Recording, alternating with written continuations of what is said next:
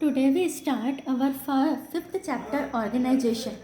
Organization is a group of individuals who establish a relation between the resources of enterprises and human efforts to achieve the general objective of getting maximum result out of least efforts.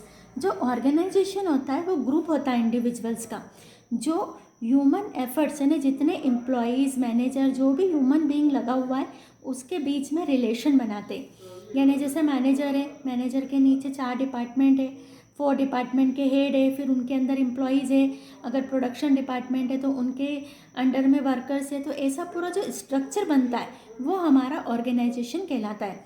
The goal of an organisation are determined at the stage of planning.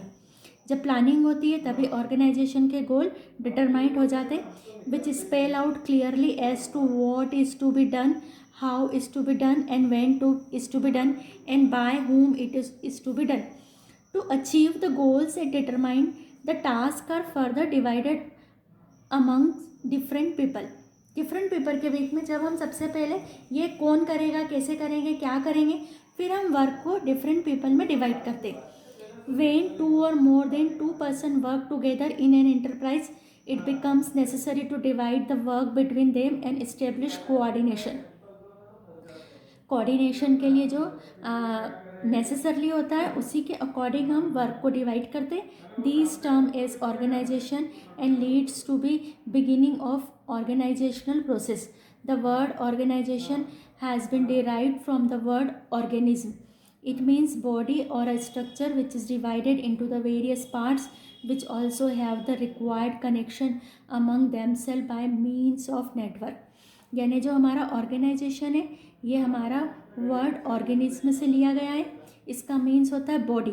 जैसे हमारी पूरी body होती है, body में हमारे जितने parts होते हैं इन सब का एक वेरियस इनको वर्क डिवाइड किया गया है। तो सब एक दूसरे से कनेक्टेड है। जब एक दूसरे से कनेक्टेड होते तभी एक पूरा वर्क हमारा परफॉर्म होता है। तो ऑर्गेनाइजेशन को समझने का सबसे अच्छा एग्जाम्पल है ह्यूमन बॉडी। जैसे हम अपनी बॉडी में बहुत सारे पार्ट्स देखते हैं, हर पार्ट्स के अलग अलग काम है, लेकिन जब ये कलेक्टिवली वर्क करते हैं तभी कोई सा एक एक्शन, एक पूरा वर्क परफॉर्म होता है। The human body has great similarity to the organization. Different parts of a body perform different function in close cooperation with each other. An enterprise is also divided among the various departments like purchase department, finance department, personnel department, sales department, etc. And there are many persons working in it.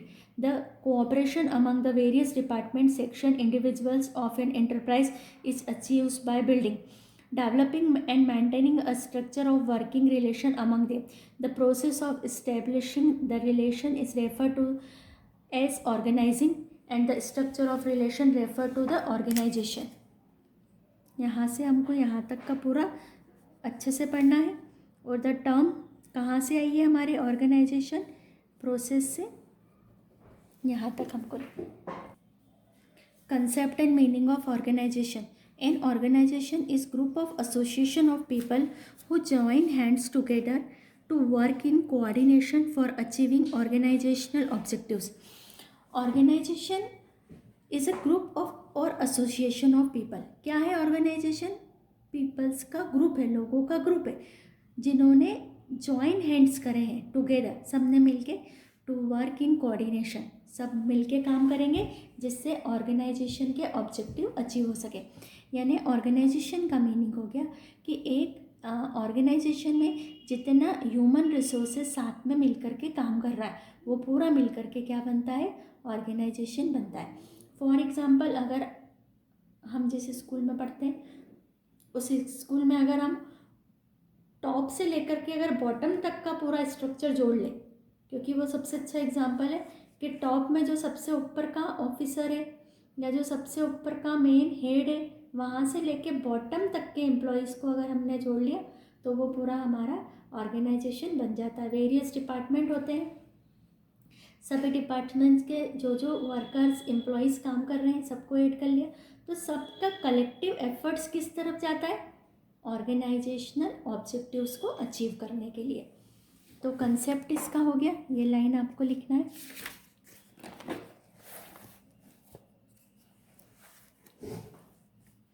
To execute any work, it is necessary that proper organization of humans, physical and financial resources is done beforehand.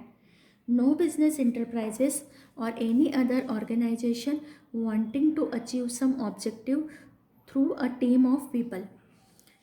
किसी भी work को execute करने के लिए necessary होता है कि proper organisation हो ह्यूमंस का. हम कोई भी काम, कोई भी बिजनेस एक्टिविटी, कोई सोशल एक्टिविटी, पॉलिटिकल एक्टिविटी हम परफॉर्म नहीं कर सकते जब तक कि हमारे पास में ह्यूमंस का पूरा एक ऑर्गेनाइजेशन प्रॉपर नहीं हो. No business enterprises or any other organization wanting to achieve some objective through a team of people can do so unless the people operate it can systematic coordinated step in that direction. Suppose a cricket match is to be played on ground. A captain of the fielding side is supported to position his teammates on their respective places in such a manner that the batting side is sent back to pavilion soon.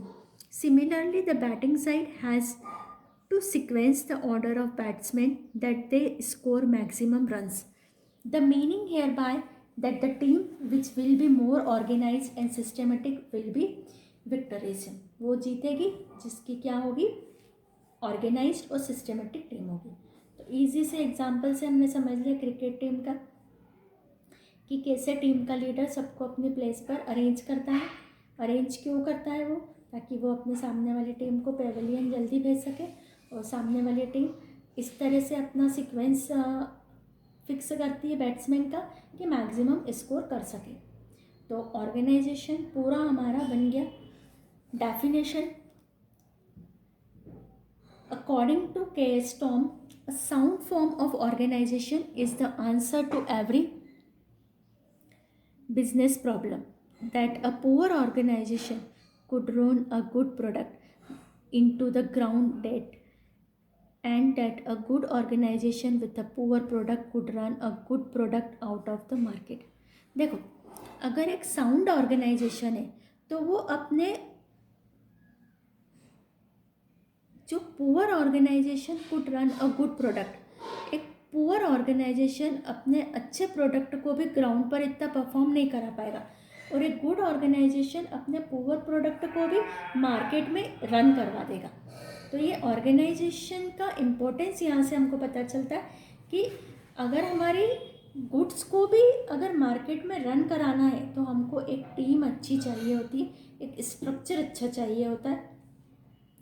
In brief, we can say organization is a structure of determination and assessment of duties to peoples and also of establishment and maintenance of authorities relationship. Organization is a structure, एक structure है जो determination करता है, assign करता है duties को for establishment of the maintenance of authority and relation. तो ये जो लाइनें हैं डार्क वाली, ये कंपलसरी अगर आपको मीनिंग कंसेप्ट आता है तो ये डालना है और आगे जितनी मैंने आपको लाइनें टिक कराई है ये आपको लिखना है. Definition KS. टॉम की मैंने पढ़ाई है. यहाँ पर आपको 5-6 और डेफिनेशन दिख रही है. अगर आपको इनमें से कोई और सिंपल लगती है तो आप इस डेफिनेशन को यहाँ से प्लेस कर सकते हैं, यहाँ से ले सकते हैं. डेफिनेशन के बाद हमारा एक और यहाँ पर हमको डार्क लाइन में इजीली हमको बताया है, organization is that function of management which is concern with bringing together various humans physical and financial resources like man, machine, money, material methods and establishing relation among them for the accomplishment of the specific objectives.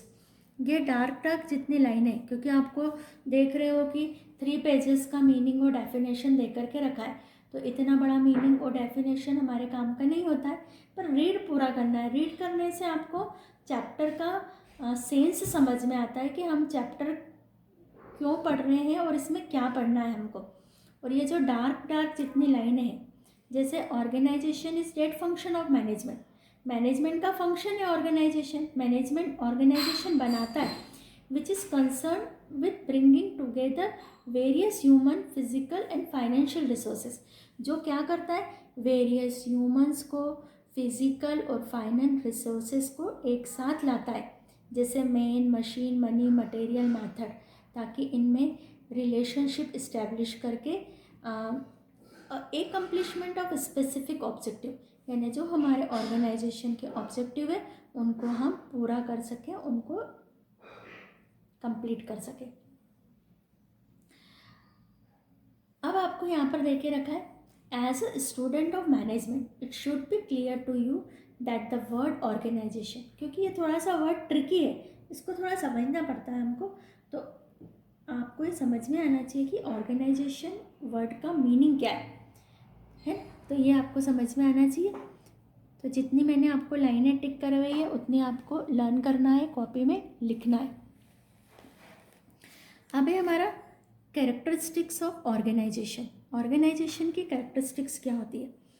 Following characteristics of organization emerge from its various definitions.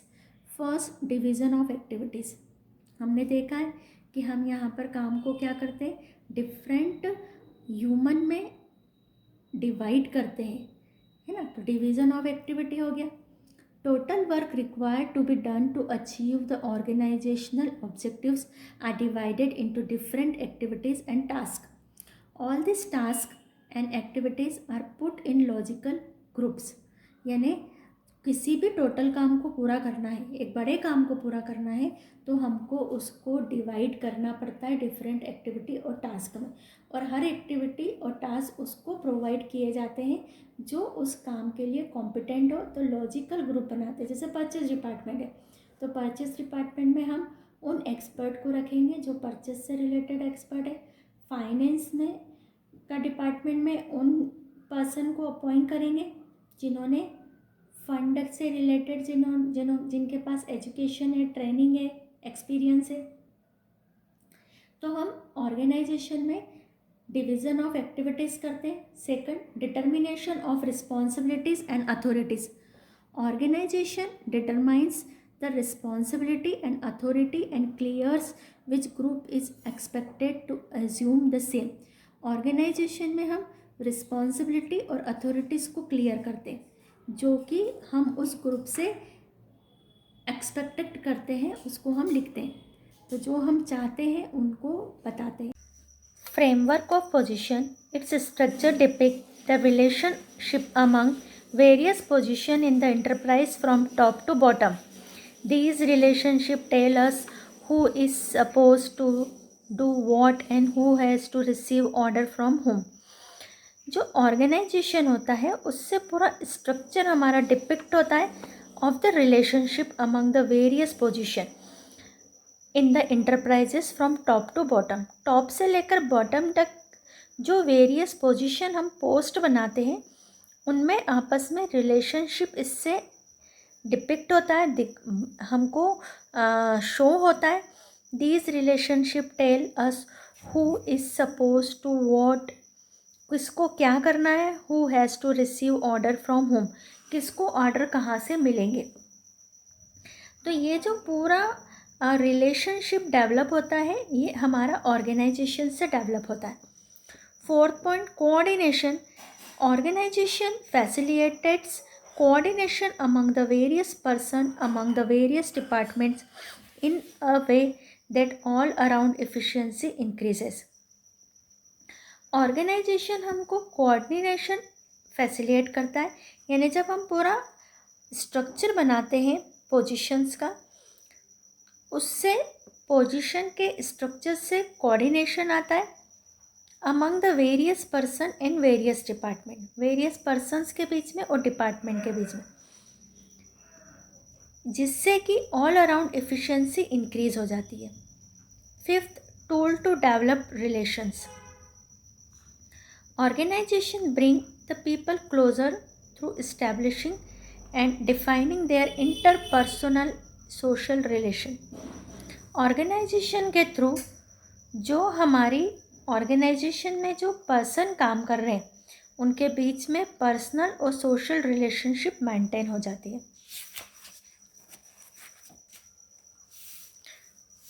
6 point of characteristics, it is a process.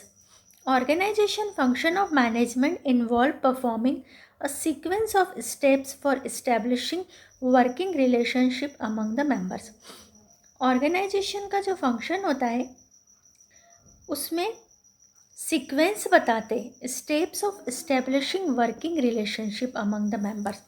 Members के बीच working relation क्या होगा, यानी कि किसको कहाँ के से ऑर्डर मिलेंगे, किसको किसके ऑर्डर एक्सेप्ट करना है, किसको डायरेक्टिंग करना है, कंट्रोलिंग कैसे करना है. तो पूरा ऑर्गेनाइजेशन के स्ट्रक्चर पर डिपेंड करता है.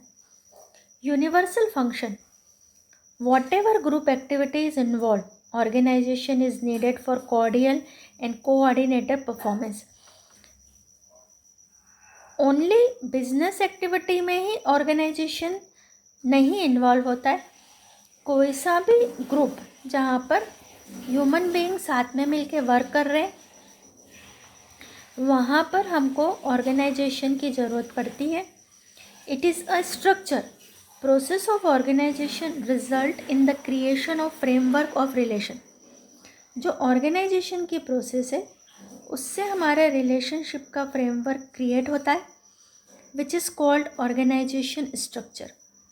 Therefore organization is not only a process but also a structure. These structure binds the people and coordinate their work. जो कैरेक्टरिस्टिक्स है वो हमको एनी 4 पॉइंट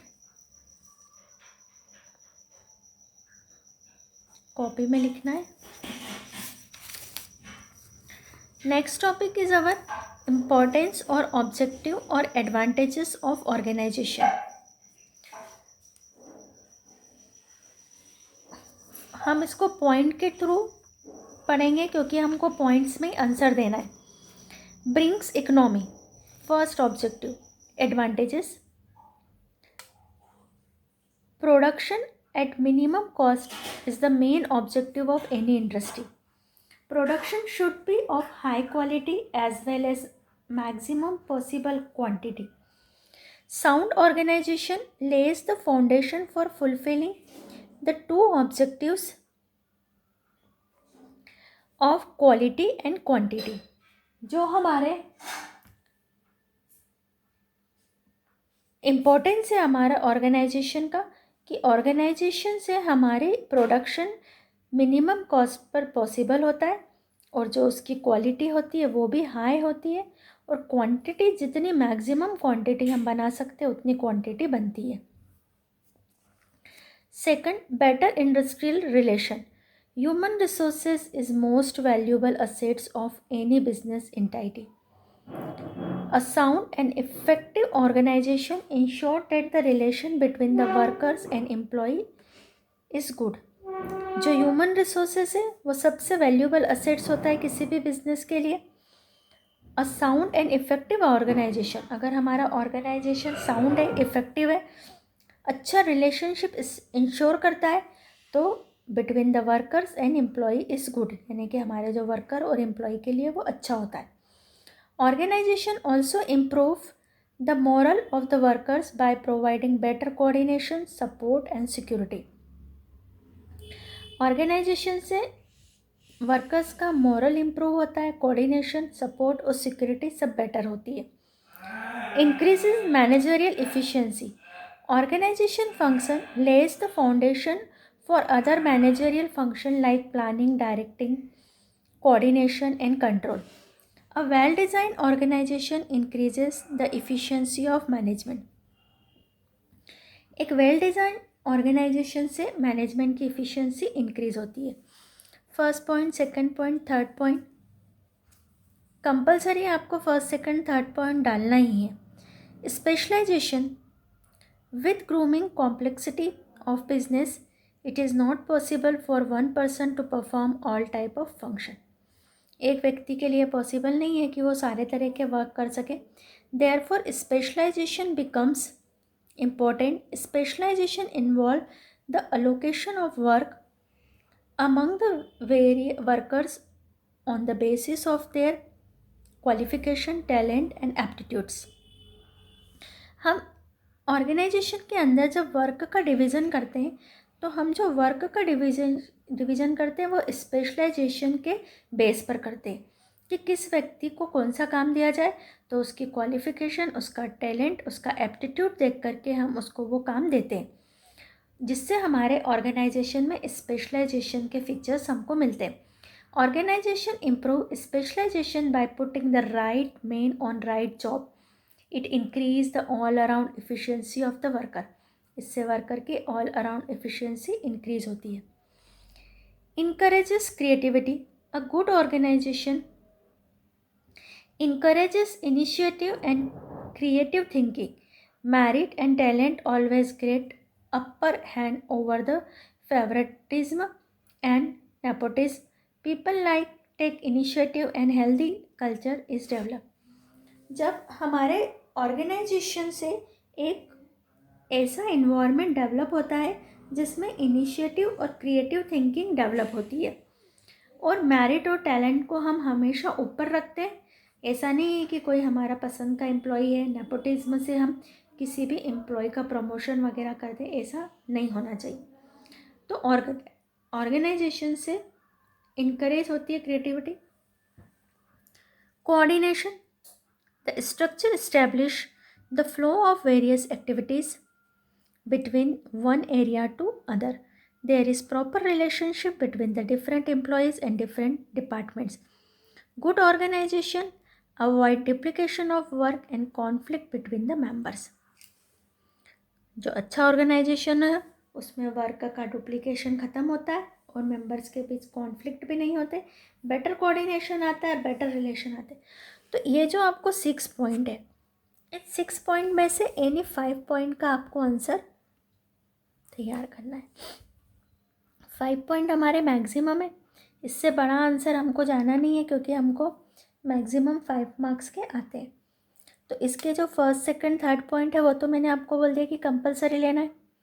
इसके बाद जो फोर्थ फिफ्थ सिक्स में से आपको एनी 2 पॉइंट चूज़ करके अपना आंसर तैयार करना है. Coordination, encourage creativity and specialisation.